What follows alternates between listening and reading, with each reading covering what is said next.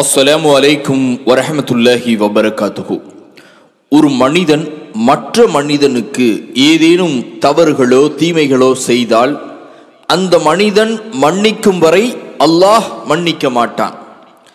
இப்போது சிறு பாவங்கள், அதாவது அல்லாஹ்விற்கு நாம் செய்ய வேண்டிய சில விஷயங்களை செய்யாமல் தவறு இருப்போம் அல்லவா, அது போன்ற சில பாவங்களை அல்லாஹ் அனுதினமும் மன்னிக்கின்றான். ஒரு தடவையா, 2 தடவையா, இல்லை 5 முறை அல்லாஹ் தினமும் நம்மளுடைய பாவத்தை மன்னிக்கிறான். அது என்ன என்பதை அல்லாஹ்வுடைய தூதர் ஸல்லல்லாஹு அலைஹி வஸல்லம் அவர்கள் அழகிய முறையிலே ஒவ்வொன்றாக சொல்லுகின்றார்கள். முஸ்லிம் என்கின்ற நபிமொழி தொகுப்பிலே 412வது ஹதீஸாக அபூ ஹுரைரா ரலியல்லாஹு அன்ஹு அவர்கள் அறிவிக்கின்றார்கள்.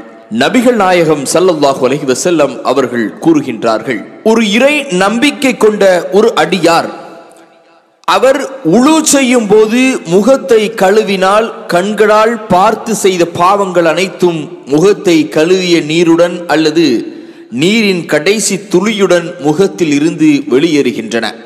அவர் கைகளை கழுவும் போது கைகளால் செய்திருந்த பாவங்கள் அனைத்தும் கைகளை கழுவிய தண்ணீருடன் அல்லது தண்ணீரின் கடைசி துளியுடன் வெளியேறுகின்றன.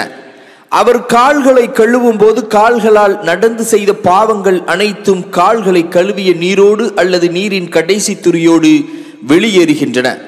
இறுதியில் அவர் பாவங்களில் இருந்து தூய்மை அடைந்தவராக அந்த இடத்தில் இருந்து செல்கிறார் என்று அல்லாஹ்வுடைய தூதர் ஸல்லல்லாஹு அலைஹி வஸல்லம் அவர்கள் கூறுகின்றார்கள்.